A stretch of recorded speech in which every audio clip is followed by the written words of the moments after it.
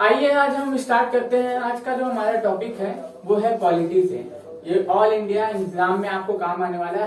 हर government के किसी भी एग्जाम में ये जो टॉपिक है सदाबहार टॉपिक है। इससे 100% क्वेश्चन आते हैं, इंक्लूडिंग यूपीएससी ऑल्सो। अभी हम लोग देख सकते हैं कि भारत में जो है कई तरीके के एग्जाम होते हैं। रेलवे के होते हैं, एसएससी के होते हैं, बैंकिंग के होते हैं, पीसीएस होते हैं। सभी के एग्जाम में, यहाँ तक कि बोर्ड में भी ये काम आते हैं। आज का हमारा जो टॉपिक है वो पॉलिटी से है। किससे है? पॉलिटी से। पॉलिटी से है। और पॉलिटी में भी टॉपिक किससे है? हम लोग का टॉपिक है आज के नीति निर्देशक तत्व। नीति निर्देशक तत्व, ये हम लोग का क्या है? नीति निर्देशक तत्व से टॉपिक है। किससे है? नीति निर्देशक तत्व। इसको इंग्लिश में बोलते हैं DPSP. DPSP, director principal special authority. DPSP बोलते हैं इसको। क्या बोलते हैं? डीपीएसपी। ये कहां से लिया गया है? भारत के संविधान में। ये भारत के संविधान में लिया गया है। कहां से लिया गया है दोस्तों? भारत के संविधान में ये लिया गया है आयरलैंड से।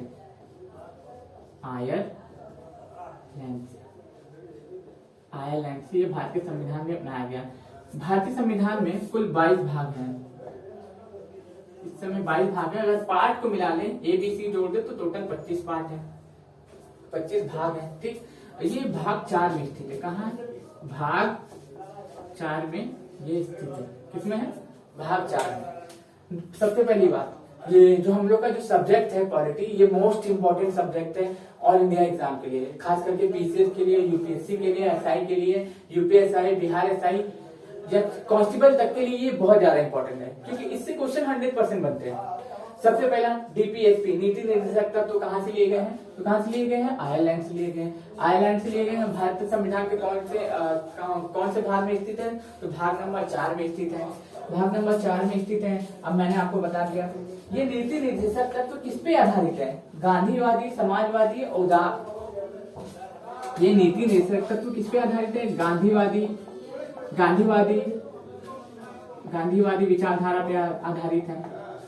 समाजवादी विचारधारा पे आधारित है। समाजवादी विचारधारा पे आधारित है।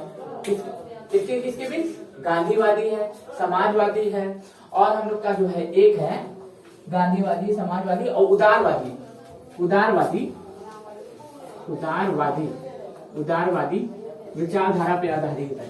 क्वेश्चन कैसे बनेगा कि जो हम लोग का डीपीएसपी है, नीति निर्देशक तत्व, किसकी विचारधाराओं पे आधारित है? गांधीवादी पे है, समाजवादी पे है और उदारवादी पे है।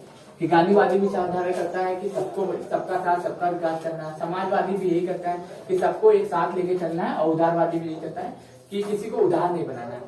संसाधन सभी के हाथ, एक ही लोग के हाथ में नहीं देना है। इस संसाधन को क्या करना है? सभी लोगों को बराबर मात्रा में बांट देना है। ऐसा ना हो कि सारी की सारी पावर एक ही लोग को दे दी जाए और दूसरा जो व्यक्ति है वो कुछ कर ही ना पाए, ना उसको कोई हक मिल पाए। तो आइए हम स्टार्ट करते हैं। ये हम लोग का जो है डीपीएसपी, ये आर्टिकल बोलिए या तो अनुच्छेद बोलिए, ये 36 से लेके 51 तक में इसका वर्णन किया गया। अनुच्छेद नंबर 36 से लेके 51 तक में इसका वर्णन किया गया है। अब इसमें आर्टिकल नंबर 36 में अनुच्छेद लिखते हैं। अनुच्छेद नंबर 36 में लिखा गया है, राज्य की परिभाषा दी गई है। कि राज्य की परिभाषा दी गई है। परिभाषा अनुच्छेद नंबर 36 में क्या दी गई है? राज्य की परिभाषा दी गई है 36 में। 37 में कहता है कि 37 में ये कहता है कि ये न्यायालय में परिवर्तनीय नहीं है। यह न्यायालय में परिवर्तनीय नहीं है। अब जैसे कि कभी कभी होता है कि मौलिक अधिकार और डीपीएसपी को लेकर हम लोग कंफ्यूज हो जाते हैं। देखिए, मैं आपको एक कहानी के माध्यम से बताता हूँ कि मौलिक अधिकारों का हनन होने पे अगर मौलिक अधिकार हमसे हमारे छीने जाते हैं तो हम लोग सुप्रीम कोर्ट या हाई कोर्ट में अपील कर सकते हैं। लेकिन अगर हम लोगों को ये राज्य की परिभाषा दी गई है, राज्य हमारे साथ, राज्य में हमें रोजगार नहीं मिलता है, ठीक, रोजगार नहीं मिलता है, जॉब नहीं मिलती है, और जो है राज्य हमें ये सब चीज प्रोवाइड नहीं करता है जो इसमें लिखे हुए हैं, तो इसके लिए हम लोग केस नहीं कर सकते हैं। क्या कर सकते हैं? केस नहीं कर सकते हैं। जैसे जैसे राज्य जो होगा विकसित होता जाएगा, जैसे जैसे राज्य की इनकम बढ़ती जाएगी, वैसे वैसे वो राज्य क्या करेगा, लोगों को स्वास्थ्य सुविधाएं देगा, खाने पीने की व्यवस्था देगा, जॉब देगा। ये सब राज्य के ऊपर निर्भर करता है, ये उसकी जिम्मेदारी होती है। हम लोग इसको लेकर सुप्रीम कोर्ट में दायर नहीं कर सकते हैं कि सुप्रीम कोर्ट में चले गए और केस कर दिए। इसमें क्या किया गया, आर्टिकल नंबर 38 में सामाजिक, आर्थिक, राजनीतिक न्याय की बात की गई है। न्याय की बात की गई है। ये देखिए, मैं एक एक अनुच्छेद आपको धीमे धीमे लेके चल रहा हूं ताकि आपको सभी याद हो जाए। आर्टिकल नंबर 36 में क्या है, राज्य की परिभाषा दी गई है। दूसरा क्या है कि न्यायालय में परिवर्तनीय नहीं है। अगर राज्य हमें कोई चीज देता नहीं है, खाने पीने के लिए गेहूं वगैरह कुछ भी नहीं देता है, तो हम इसको लेके सुप्रीम कोर्ट में केस नहीं कर सकते, क्योंकि ये राज्य के ऊपर निर्भर है कि राज्य जैसे जैसे सुदृढ़ होता जाएगा, राज्य जैसे जैसे विकसित होते जाएगा, राज्य हम लोगों को क्या करेगा, स्वास्थ्य सुविधाएं प्रदान करेगा, जॉब प्रदान करेगा, कुटीर उद्योग प्रदान करेगा, वो राज्य के ऊपर निर्भर है। आर्टिकल नंबर 36 में क्या किया गया, सामाजिक, आर्थिक और राजनीतिक न्याय की बात की गई। 3 प्रकार के न्याय की बात की गई है आर्टिकल नंबर 38 में। सामाजिक, आर्थिक और राजनीतिक न्याय की बात की गई है। किसकी बात की गई है, सामाजिक, आर्थिक और राजनीतिक न्याय की बात की गई है। अब क्या है, आर्टिकल नंबर 38 में सामान्य कार्य के लिए सामान्य वेतन की बात की गई है। सामान्य 38 में, 36, 37, 39 में है सामान्य कार्य के लिए सामान्य वेतन की बात की गई है। वेतन, सामान्य कार्य के लिए सामान्य वेतन की बात की गई है आर्टिकल नंबर 39 में। अब देखिए, आर्टिकल नंबर 39 में सामान्य कार्य के लिए सामान्य वेतन की बात की गई है, और उचित न्याय देना, उचित न्याय की भी बात की गई है। उचित न्याय की भी बात की गई। अब जैसे अब हम एग्जांपल आपको ले सकते हैं। सामान्य कार्य के लिए सामान्य वेतन की बात की गई। मान लीजिए कोई व्यक्ति है, ये एक मेल है, ये एक फीमेल है, ये भी क्या नाम है, वही काम करता है जो एक फीमेल करती है। अब क्या है, इसको 100 रुपया दे रहे हैं तो इसको 75 रुपया नहीं दे सकते हैं। अगर दोनों का काम सेम है, दोनों का कार्य सेम है, दोनों उतने ही घंटे कार्य कर रहे हैं, तो इनको 100 रुपया मिल रहा है तो इनको भी 100 रुपया मिलना चाहिए। ऐसा नहीं हो सकता कि सामान्य कार्य के लिए अलग अलग वेतन मिले।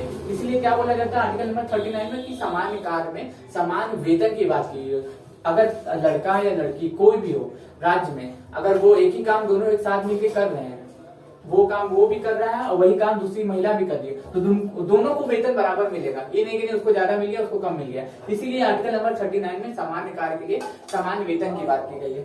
अब आर्टिकल नंबर 40 पे आते हैं, वो बहुत ज्यादा इंपॉर्टेंट है। एवरग्रीन क्वेश्चन है, आपको 100 बार, 100 क्या 1000 बार पूछा हुआ है, हर एग्जाम में पूछा जाता है। अब ये देखिए, आर्टिकल नंबर, अनुच्छेद नंबर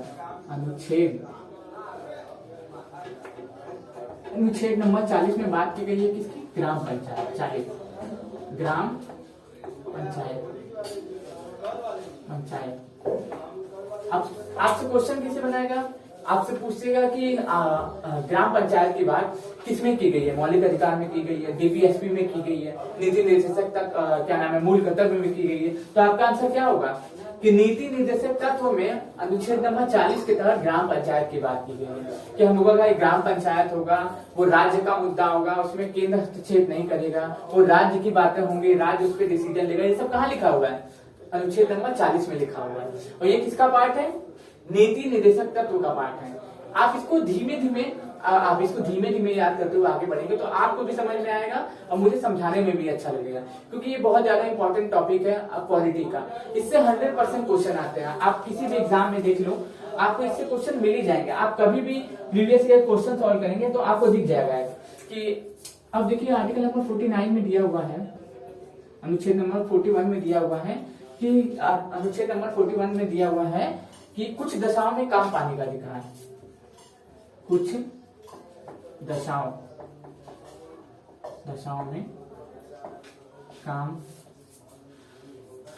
में काम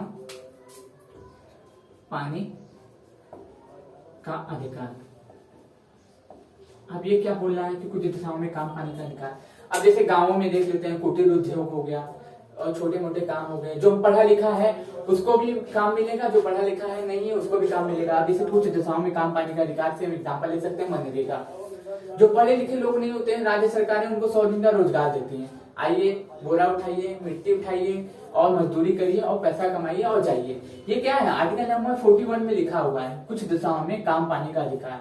किसके तहत आता है, नीति निर्देशक तत्व के आता है। जो पढ़ा लिखा है उसको भी कार्य मिलेगा, जो पढ़ा लिखा नहीं है उसको भी कार्य मिलेगा, उनकी योग्यता के अनुसार। और हम लोग ये भी बोल सकते हैं ना कि क्या नाम है, ये जो कोई राज्य होता है 100 दिन का रोजगार देता है, कोई राज्य होता है 200 दिन का रोजगार देता है, लेकिन सब कम से कम केंद्र प्रायोजित योजना में आपको 100 दिन का रोजगार देना होगा। अगर आप उससे ज्यादा दे सकते हैं तो ये आपकी इच्छा के ऊपर निर्भर करता है, आपकी स्टेट की इच्छा के ऊपर निर्भर करता है कि आप किस हिसाब से आपको काम देंगे। निर्वाह मजदूरी मिलनी चाहिए।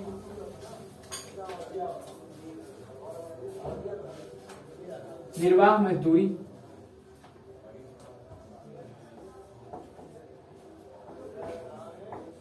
निर्वाह मजदूरी। अब निर्वाह मजदूरी से क्या तात्पर्य है, अब हम कोई काम कर रहे हैं तो हमें मजदूरी भी मिलनी चाहिए। और क्या नाम है, आर्टिकल नंबर 43 के तहत कुटीर उद्योग को भी बढ़ावा देना चाहिए। कुटीर उद्योग,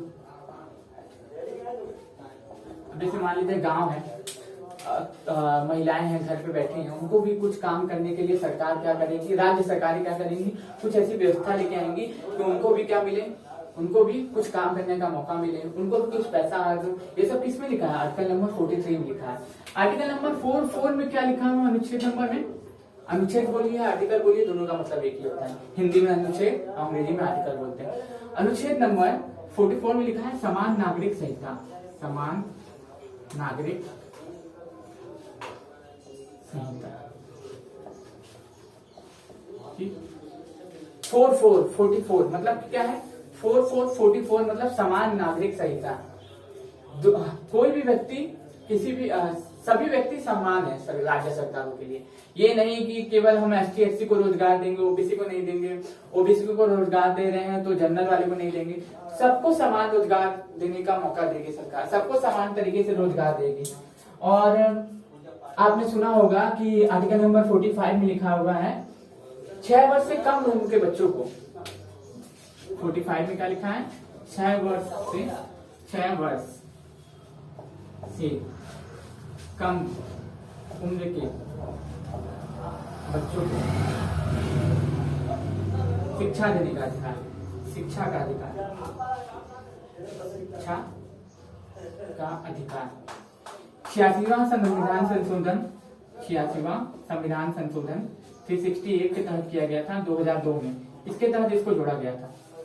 86वां संविधान संशोधन 368 के तहत किया गया था, इसके तहत इसको जोड़ा गया था कि 6 वर्ष से कम उम्र के बच्चों की जो शिक्षा होगी, उनकी खान पान होगा, उनके रहने सहने की सब जो व्यवस्था की जाएगी वो किसके तहत की जाएगी, आर्टिकल नंबर 45 के तहत की जाएगी। अब हम आते हैं 46 पे।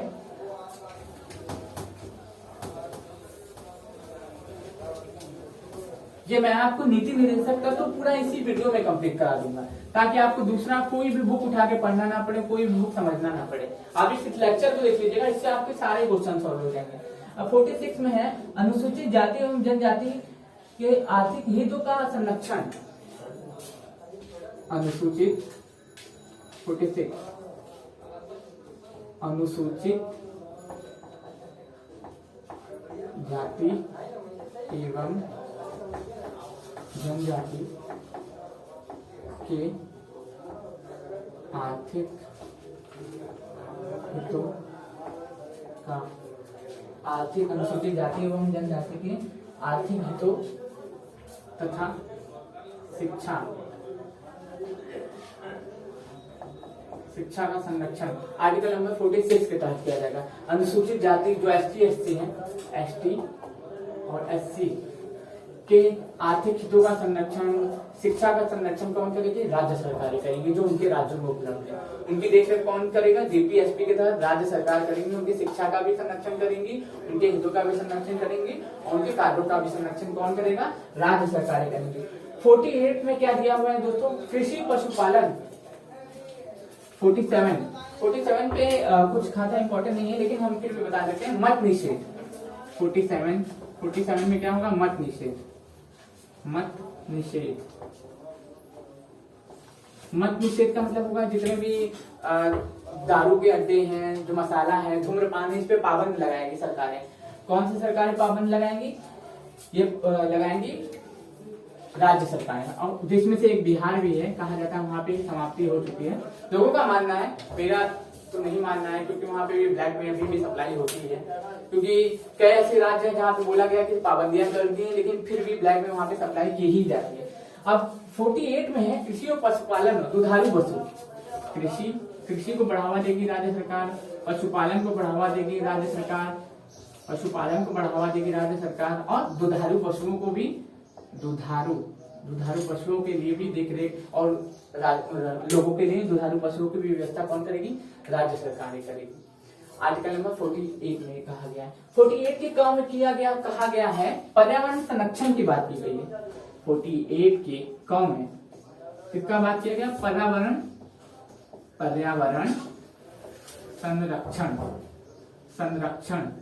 संरक्षण की बात कही गई है। पर्यावरण संरक्षण की बात की गई है।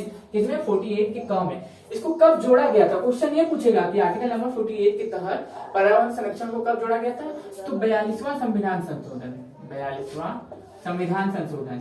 1976 में इसको जोड़ा गया था।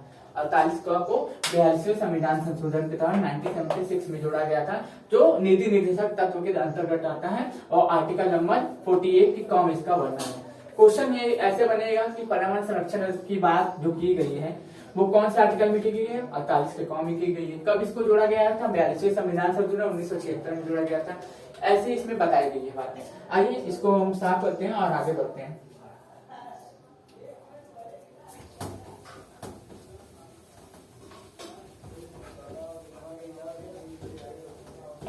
अब देखिए, हम आगे आपको बता रहे हैं कि राष्ट्रीय मानव स्मारक की देखरेख कौन करेगा? राज्य सरकारें करेगी।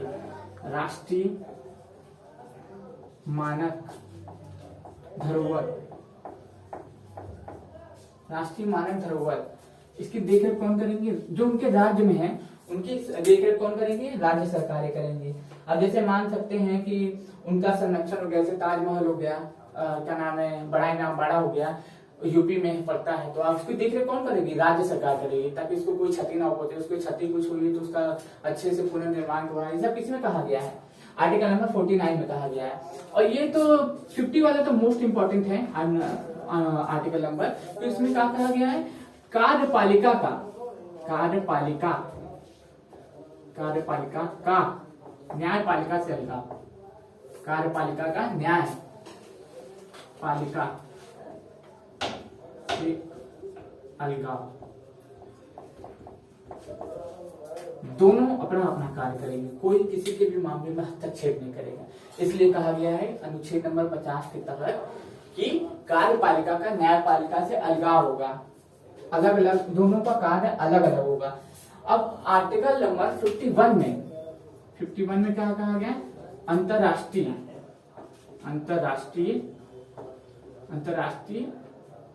शांति सुरक्षा की बात की गई है। अंतरराष्ट्रीय शांति एवं सुरक्षा की बात की गई। अंतरराष्ट्रीय शांति एवं सुरक्षा की बात की गई है। अनुच्छेद नंबर 51 में अंतरराष्ट्रीय शांति सुरक्षा की बात की गई है। और अनुच्छेद नंबर आपको बताना चाहूंगा 51 का क 51 ये मोस्ट इंपॉर्टेंट है। 51 का क, इसको 42वें संविधान संशोधन 1976 में जोड़ा गया था, उसको बोलते हैं मूल कर्तव्य। 42वें संविधान 51 का कब जोड़ा गया था? 42वें संविधान संशोधन 1976 में। 51 का कब जोड़ा गया था? 51 का जोड़ा गया था 42वें संविधान संशोधन 1976 में मूल कर्तव्य की बात जोड़ा गया था। ये मूल कर्तव्य कितने हम लोग को? 11 है। पहले 7 थे, अब 11 है। ये हम लोग को कहाँ से लिया गया है? मूल कर्तव्य रूस से लिया गया है। ये भी एक क्वेश्चन बनते हैं। ये 51 का कर मैंने आपको इसीलिए बता दिया क्योंकि इससे जुड़ता हुआ था, ये इसका पार्ट नहीं है, डीपीएसपी का ये पार्ट नहीं है, अलग से ये जुड़ा गया है, ये अलग से जुड़ा गया है 42वें संविधान संशोधन 1976 के तहत ये जुड़ा गया है मूल कर्तव्य, और ये जो है आपका 51 के कम में है। अब मैं बस आपको इतना ही बताना चाहता था कि ये क्या नाम है आपके एग्जाम के लिए मोस्ट इंपॉर्टेंट है, ये पॉलिटी का एक बहुत ही इंपॉर्टेंट टॉपिक था डीपीएसपी। अब मैं अगला जो लेक्चर लेके आऊंगा वो लेके आऊंगा मौलिक अधिकार के ऊपर, कि कोई मौलिक अधिकार और नीति निर्देशक तत्व, इनसे क्वेश्चन पक्का आते हैं आपके एग्जाम में।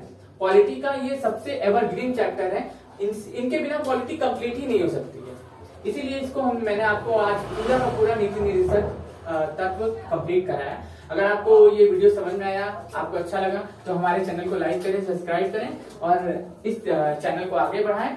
और अगर आपको कोई डाउट हो तो आप हमारे टेलीग्राम चैनल पे SMS करके आप उसको डाउट को क्लियर कर सकते हैं। धन्यवाद।